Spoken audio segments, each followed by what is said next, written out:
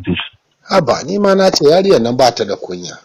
Ko babanta ba ta da mutunci ba wanda babanta ya ce ne mai ce ba ta zama lafiya. Okay, is the father still alive? He's still alive. Wanda ta buga babanta ya ce. Egi. Kuma ran da ma za ta koma su kuɗin masu sa misunderstanding da baban ya ce shi ta gani. La.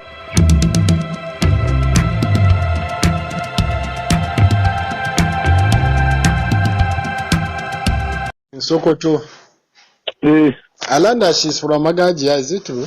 Yes, she's from Magajiya. Yeah, she's from Magajiya. So, Kadan ba ta da kirki ne yaren.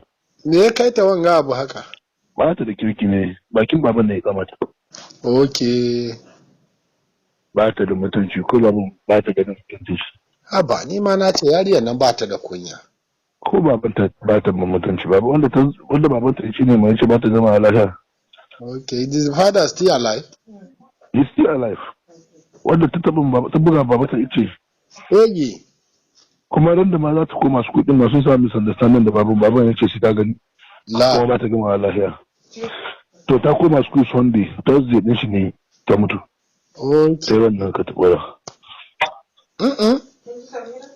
Ga wanda bai sani ba sai ya dinga tunanin kamar wani abu ne dama da Allah ya tashi kama ta kuma da bakin baba ya tashi kama ta zai bata shi ga manzo Allah. Yes. That is the worst thing.